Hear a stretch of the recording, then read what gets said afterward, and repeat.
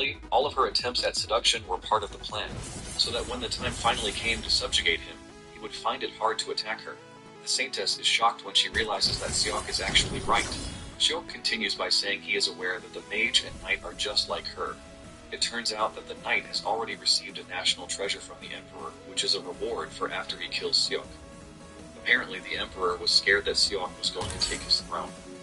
As for the mage, he loves human experimentation, and he hates Seok because he opposes the slavery system. Seok tells them that he has already known all these facts for the past 5 years. Yep, this is Anime Overlord. Shocked to hear this, and he asks, Anime Overlord or Overload? I can't tell one. That's Anime Overload, I believe.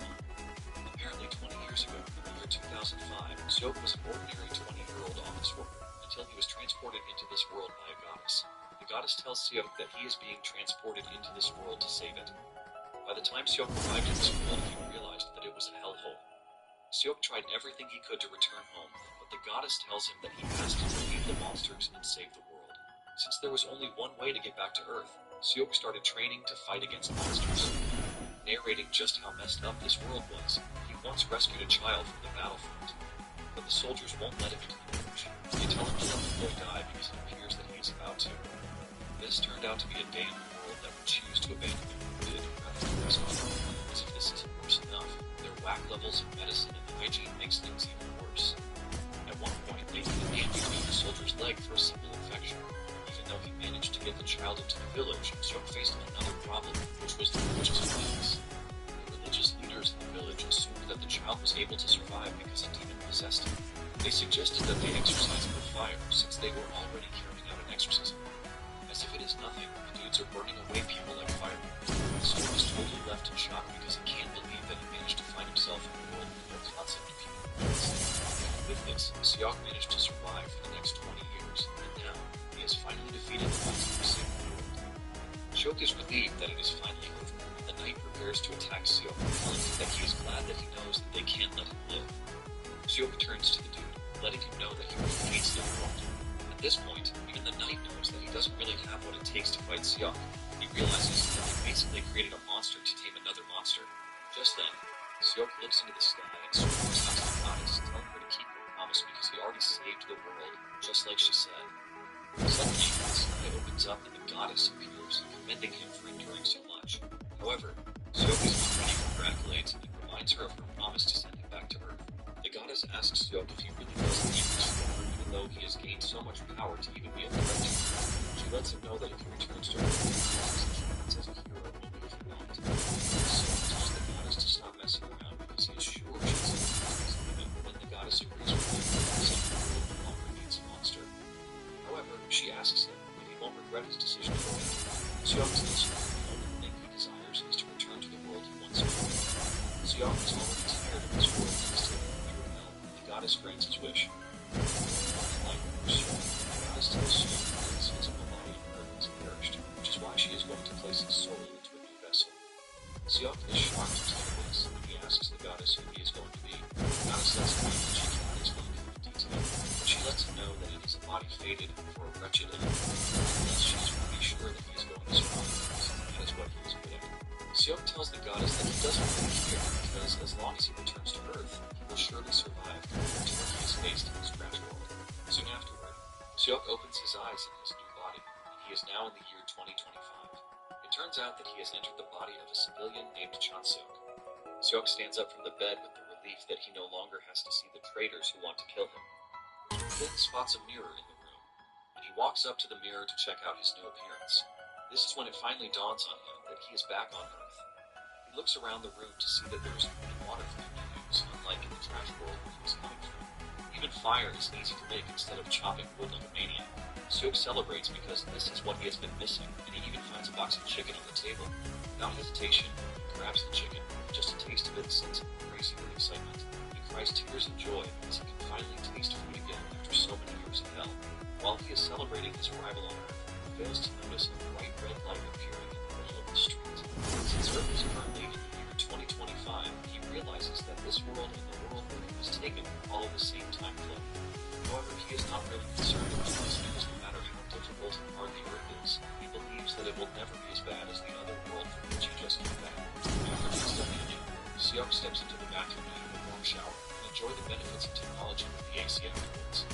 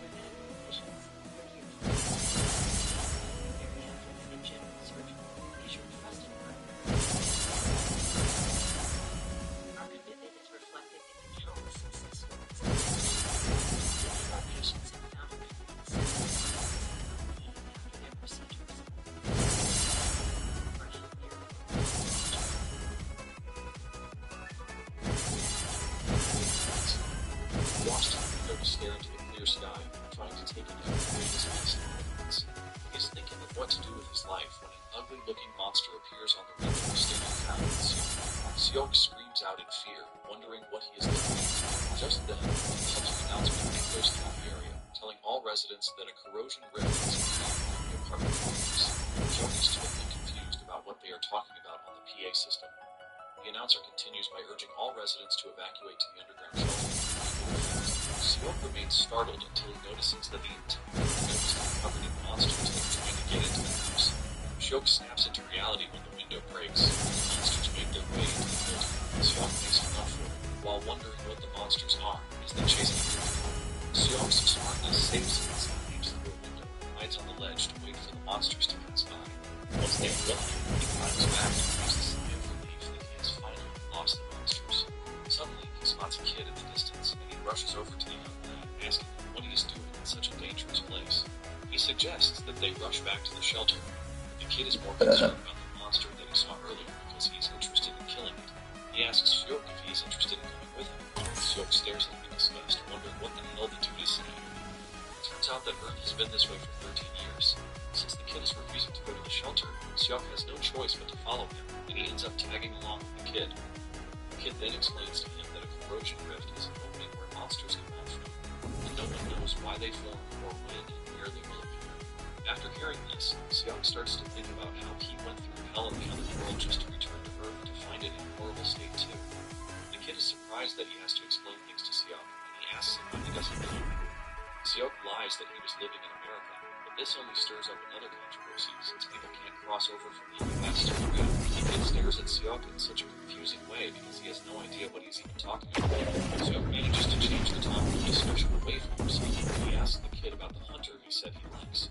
The kid replies that her name is Lacey. The boy mentions that she is ranked 10th on Earth. Apparently, her main weapon is a greatsword, and she is currently in Chirawan, dealing with the corrosion rift. The way the boy is spilling everything he knows about Seok, Seok can only heave a sigh of relief that he was able to change the topic away from himself. However, he still can't wrap his head around the fact that there is a normal human fighting a monster just like the other world he came from. The dude is still counting out everything Seok needs to know when Seok suddenly covers his mouth, telling him to stop yapping. They take a peek around the corner to see 5 monsters in the distance. However, Seok is able to figure out that there is one monster hiding, which makes them 6 in total. Seok is thankful that the body he found himself in has some level of physical strength. Since he is used to fighting multiple enemies, Seok thinks to himself that taking on the monsters is not going to be an issue. However, the problem is the kid with him. Just when he turns around to look at the dude, he is already shaking. Seok cannot believe that all of his determination to kill monsters has disappeared after coming face to face with them. Seok remains confused about what to do, since he has no weapon with him. but suddenly, he notices the presence of mana in the air. The moment he confirms that it is the same as in the other world, Seok decides to attack the monsters. He steps out of his hiding place and hits one of them with the Paradox Flame. Seok is thankful that he can still have the skill that was engraved in his soul. Even though the fire power is not as he expects, he believes that it is more than enough for what he wants to do. The monster's head burns off in agonizing pain, and the kid commends Seok, telling him that what he did was he immediately impresses Seok as his master, saying he has a unique skill, and Seok figures out that rare techniques are considered unique.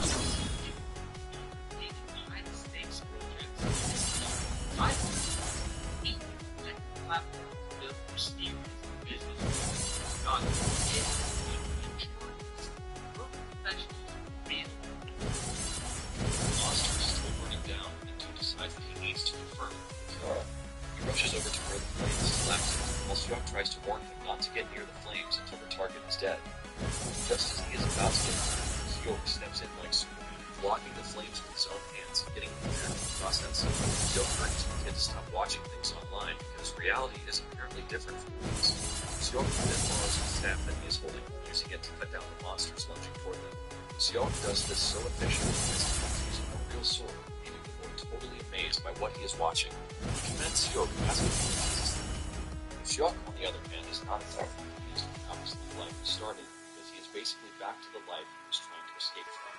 Moments later, they arrive at the shelter, and Seok decides to start calling the kid a brat, instead of regarding him as an elementary school. The moment they step into the shelter, the boy's mother spots him and screams out his name, which turns out to be Yoon Seong. She rushes over to her son, thanking Seok for bringing him to the shelter safe and sound, because she knows that it must have been hard. While the woman is busy hugging her son-in-law, Seok notices that she has expensive things on her, which shows that they are rich. Seok immediately figures out why Seong is a brat, and suddenly the outer wall is shattered by a monster. Panic immediately ensues with everyone scrambling for safety.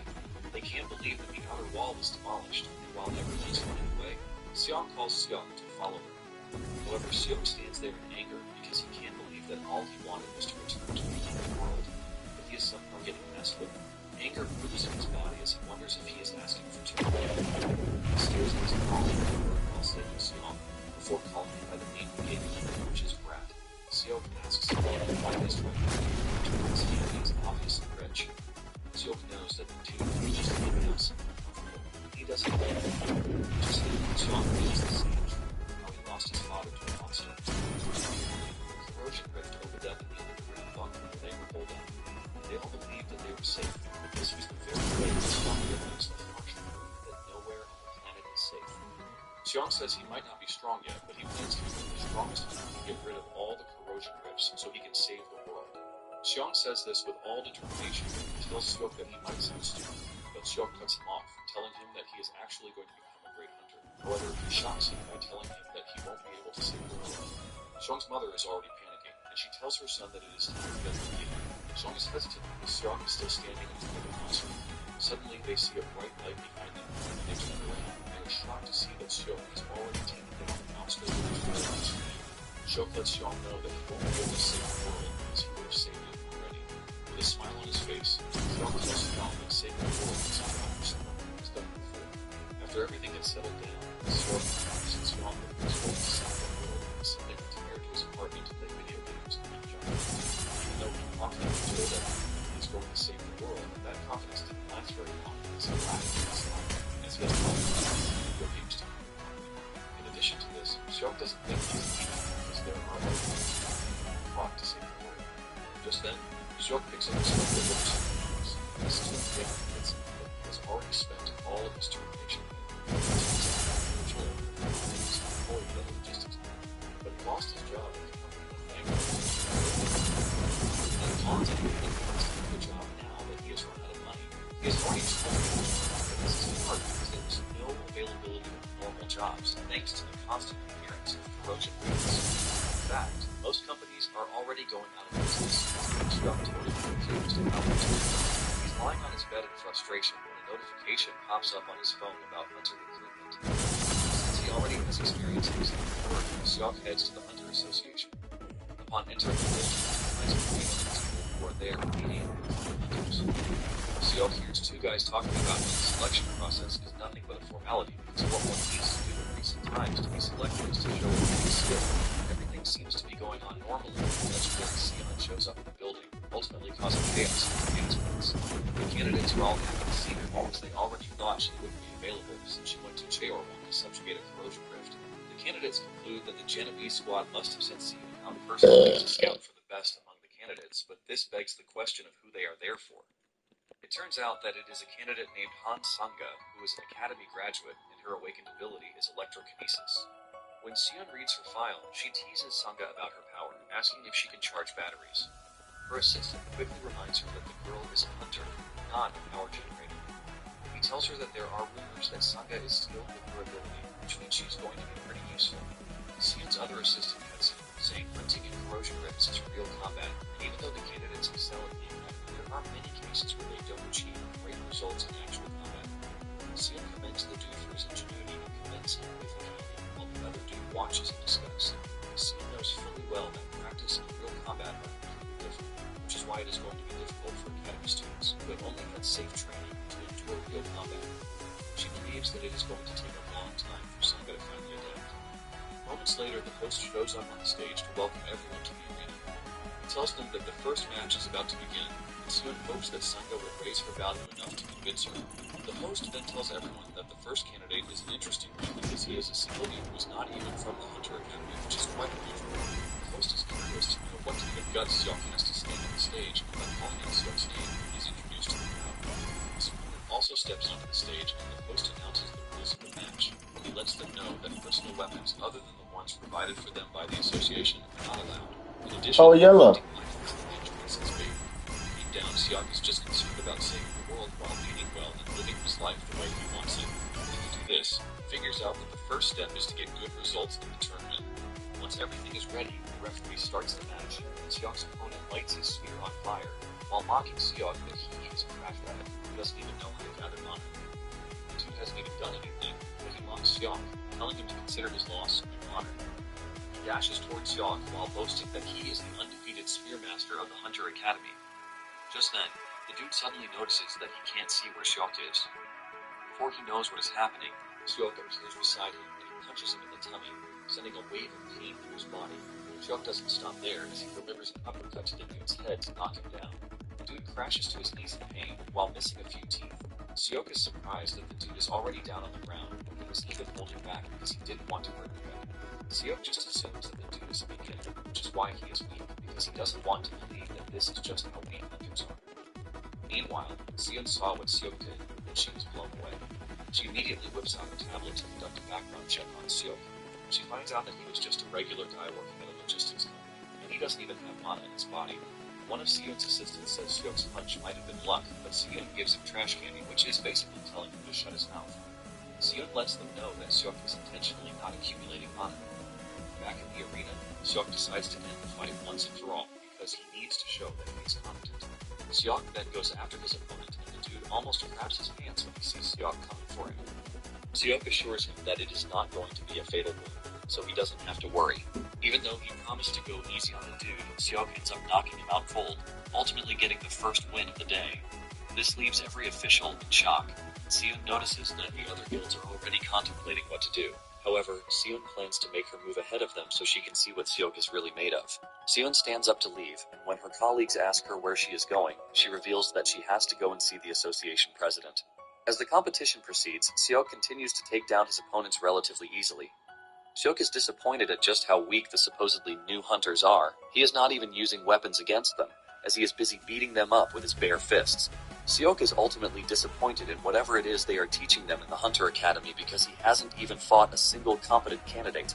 Soon afterwards, Siak makes his way to the final, where he is going to go up against Sanga. Everyone is relying on her to stop Siak's dominant run. The moment Sanga steps on the stage, Siak commends her, saying she is the only one he has seen who has gathered the most mana out of everyone. Sanga, on the other hand, tells Siak that he has managed to get far by luck, but she lets him know that there will be no more flukes. Sanga grabs her sword, saying she has figured out that Siak has no unique skills, which is why he has been punching everything in front of him. However, she lets him know that she has no intention of going easy on him. Siak nervously thanks her for her consideration, and when it comes to a unique skill he actually has, but he has no intention of using it on Sanga. And Sanga then takes a deep breath as she gathers her mana, ready to unleash hell on Siak. Once she is prepped, she dashes towards Seok, but to her utmost shock, Seok leaps into the air to dodge her strike. Sangha cannot believe what just happened because Seok basically dodged lightning just by jumping. Seok, on the other hand, is impressed by her skill because by running an electric current through the blade and its handle, she basically made them magnetic. By doing this, she added magnetic force to the power of drawing the sword, ultimately turning it into a railgun. Seok tells Sangha that she has been the best so far, but lets her know that she is missing one important detail. He tells her that she was too focused on just attacking quickly. Basically, her mistake was that in order to accelerate the drawn sword even faster, she laid down a magnetic rail in the empty air. Seok tells her that no matter how fast and powerful it is, there is no idiot who would take an attack with a path that is in plain sight. Sangha still thinks Seok is a fluke, and she tells him not to get cocky because she can defeat people like him without even using the said technique. She dashes towards Seok with another technique, but a slower one. Seok easily runs past this, asking Sangha if she is really dull because he basically dodged her fastest technique, but she is trying to hit him with something even slower. Trying not to lose to Seok, Sangha unleashes a powerful technique to shatter the ground, and Seok soon figures out that the girl is pushing herself to the limit. Seok realizes that the girl will get wrecked if she continues that way. Seok then decides to end the fight, saying they have had enough fun already. He teases her, telling her to raise her left hand if what he is about to do to her hurts. Before Sangha can even react, Seok has gotten to her, and he punches her in the midsection, ultimately disrupting her organs.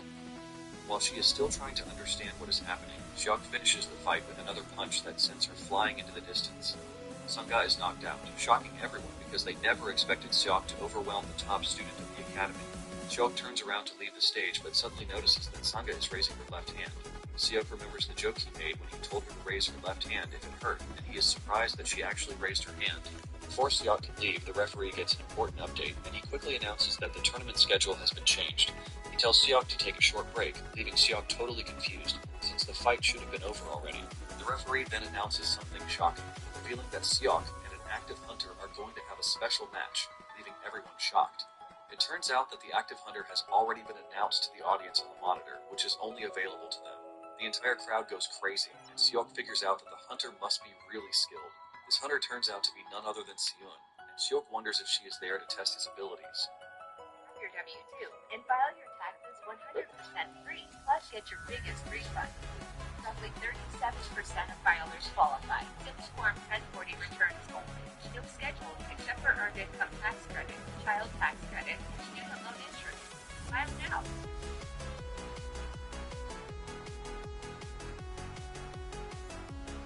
Meet Wegovy Pill, the first and only FDA-approved GLP-1 weight loss pill. Lose weight and keep it off with the new once-daily pill from Wegovy.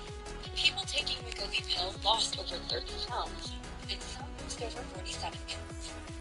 Proven result? In a little pill. Don't take if you or your family had MTC, MEN2, or if allergic to it.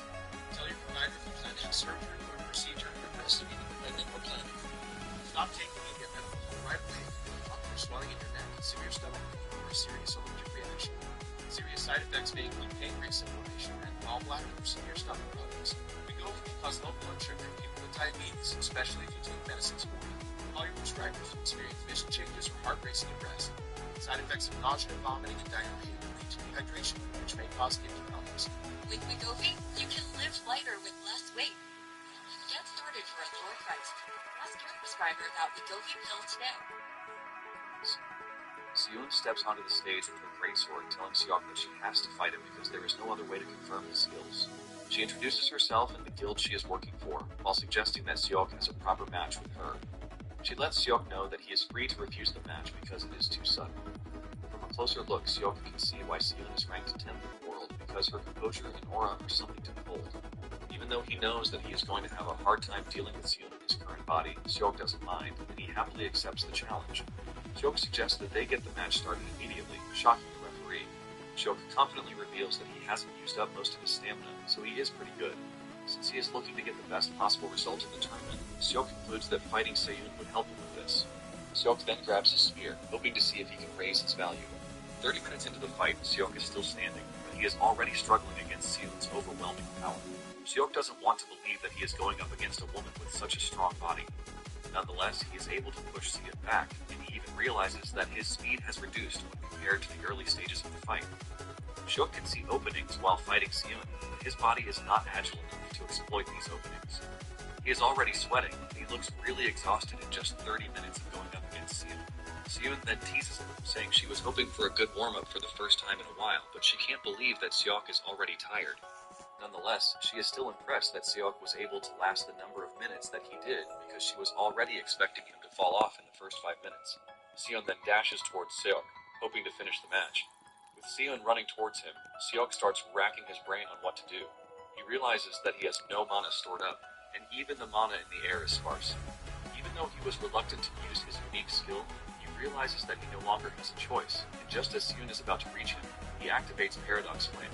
Thanks to this, he is able to dodge Seon's attack at the last minute. Seon is surprised because she is pretty sure that she swung with so much power and accuracy that it should have been impossible for Seok to dodge, but he managed to. She also notices a black flame burning on his body, leaving her curious. Seok smiles because he has just tapped into the power he trusts the most before returning to Earth. Basically, Paradox Flame doesn't burn matter, unlike normal flames, and the flame also burns using the abstract concepts he has designated as fuel. As of the moment, Seok can't burn concepts with high ignition points like self-memory or reason, leaving him with one practical concept to burn, which is fatigue.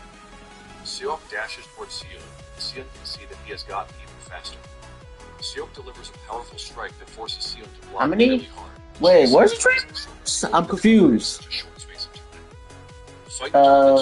Where's my... Oh, there it is. As they cross weapons, giving clashing sounds and light. Seon notices that the concentration of mana in the air keeps fluctuating between high and low, and it is weird because the arena settings haven't changed. It turns out Paradox Flame releases mana as it burns abstract concepts, just like fire releases heat when it burns matter. It is now left for Seok to use mana to ignite the Paradox Flame, and the Paradox Flame in turn burns his fatigue to generate more mana, resulting in an endless circle. The two continue going at each other, shattering the arena grounds with their powerful attacks, and this is thanks to Seok's refusal to give up, because he is already used to a war of attrition. At some point, Seon asks him if he thinks he can keep this up, and Seok assures her that he can. Seok asks her if she likes guys who don't know how to quit, and Seon replies that she hates them. Just like how burnt trees leave ash as residue, it turns out that Paradox Flame also leaves behind a residue. If everything is later burned away until only residue is left, Paradox Flame will finally disappear. No! Why on him? Why on him? No! Once Seon is declared the winner, she brings out a big lollipop from her pocket and gives it to Seok, telling him that it is a reward for his hard work. She lets him know that her business card is also with the lollipop. No, why on him? Seon tells him that they are going to talk about the details later. She urges him to give her a call in the meantime, and with the conclusion of the selection trials, Seok is called to the front to receive his award. Days later, Seok uses his smartphone. Okay, yeah, this'll do. He realizes that the smartphone basically provides everything that he needs to know. Seok is on his way to meet Seon when he runs into a giant dude who cuts him off. Seok asks him who he is, but he simply gives Seok his business card. Seok checks it out and realizes that the dude's name is Yoon Seong Hyun. He's a partner hunter for the Taebaek Guild, and without wasting time, he urges Seok to come to his guild. Hyun assures Seok that he is going to become a star if he decides to come and gain experience under him. Seok stares into Hyun's eyes and realizes that he isn't lying, but at the same time he remembers that he already has engagements with Seon, so he can't even give Hyun an answer right away. Seok calmly tells Hyun that he would have to think about it, but Hyun laughs out loud, saying he has no intention of getting an answer right away. Just then, he grabs Seok by the shoulder and he moves closer before telling him to think his answer through. After pulling off this ridiculous stunt, he leaves, telling Seok that he will be seeing him around. However, Seok immediately concludes that Alright, yeah, I'm gonna do this one for now. Seok then puts a call through to Seon, asking her where he should meet her.